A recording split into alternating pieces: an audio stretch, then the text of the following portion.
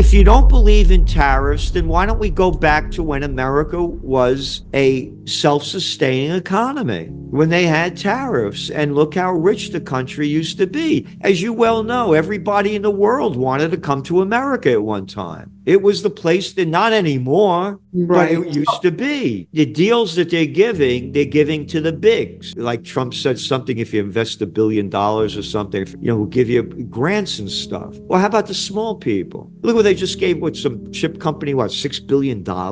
So they're only helping the big companies get bigger? That's not going to make it change. You have to, the smaller companies, the individual companies have to build. So if they're only going to give the money to the bigs, it's not going to change anything. It'll be more of the same, just in a different direction.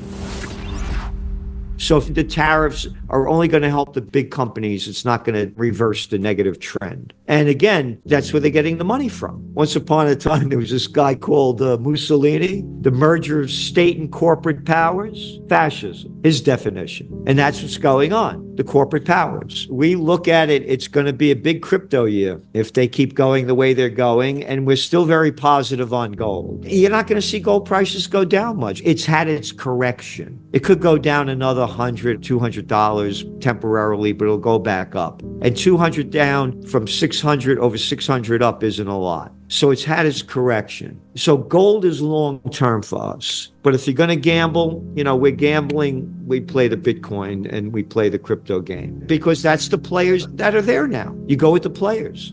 It's already begun, and it's just going to be a wild card that makes it official. Oh, this is a great quote, by the way. Every gun that is made, every warship launched, every rocket fired signifies in the final sense a theft from those who hunger and are not fed, those who are cold and not clothed. The world in arms is not spending money alone. It is spending the sweat of its laborers, the genius of its scientists, the hopes of its children. This is not a way of life at all in any true sense. Under the clouds of war, it is humanity hanging on a cross of iron. Dwight D. Eisenhower, Supreme Commander of the Allied Forces and two-term President of the United States, warning the people, and that's exactly what's happened. So the article that I don't know if it's here, that I keep reading, it's from History Today. And you could just Google it up. On July 26, 1941, President Franklin Roosevelt seized all Japanese assets in America. Britain and the Dutch East Indies. Wait a minute. Dutch East Indies? What are the Dutch doing in Indonesia? Oh, we're stealing and robbing everything. What's wrong with you? Okay. Swung into action. You know why? Because the Japanese invaded.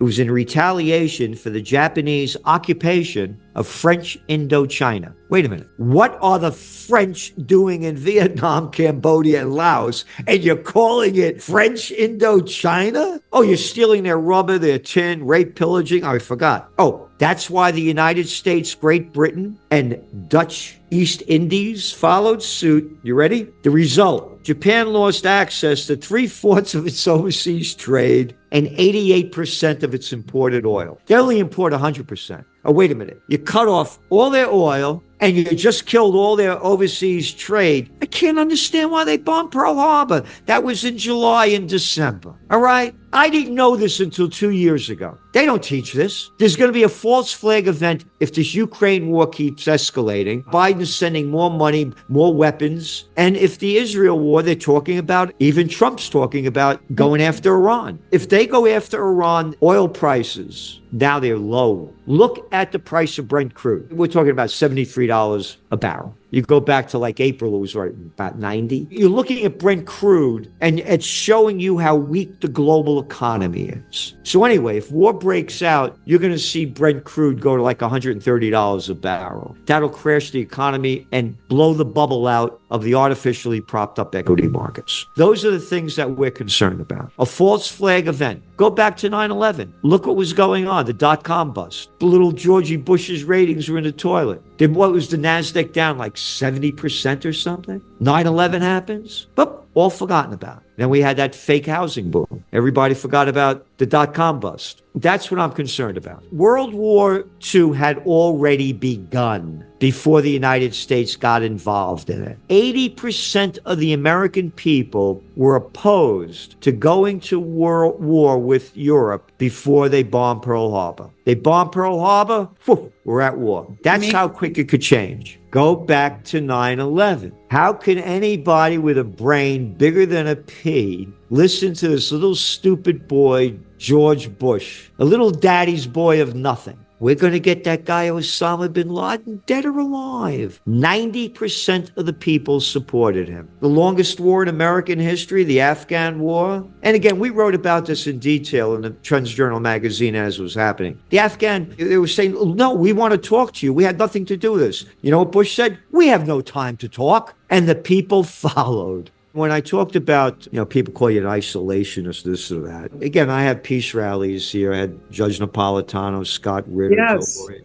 I've been doing this for, over a decade. And I often read George Washington's farewell address when he left office. Now, this is a real man that fought, not like these little boys with big mouths that couldn't fight their way out of a paper bag. This is the Washington that crossed the Delaware, a real man. He warns the American people, don't become involved in any foreign entanglements. Don't love a nation, don't hate a nation. Because if you do to either one of them, you become a slave to them. He goes on to say that basically this stuff has been going on for centuries, and we're not going to solve. The purpose of this country is to build this country and protect this country, not to become involved in these. Now, going back to the tariffs, I believe made in America. I swear to God, this morning, one of my favorite books, my Zidzi book, when Zidzi gave Honey Boy, the Neapolitan dialect for Auntie, about growing up, what America used to be. And Doris Roberts, who played the mother in Everyone Loves Raymond, her last starring role was playing my aunt in this book. And Doris Roberts passed away 15 minutes into the movie. Get on YouTube. But anyway, so today I'm having breakfast and someone sent me these wonderful biscuits that they made. And I put it on in this little plate that was Zizzi's, made in Syracuse. That's what I was thinking today as I was eating this. Made in Syracuse. No more. Made in China. I want it made in Syracuse. I want to support America. And by the way, Occupy Peace. Close the bases overseas. Or 900 bases overseas. What are we doing in Italy and Germany? Get out of there. Secure the homeland. Bring home the troops. And you want to go to war? Let the people vote. We're the ones that pay for it with our money and our lives. Not these little clown boys and girls in Congress. They don't go fight. Could you imagine Obama or Clinton or little Georgie Bush, a man fighting? These guys couldn't fight their way out of a paper bag. I want peace on earth, and I want America to be the America that I grew up in, that had the real soul and spirit. And I think if Trump lives by his word, he can make some of that happen.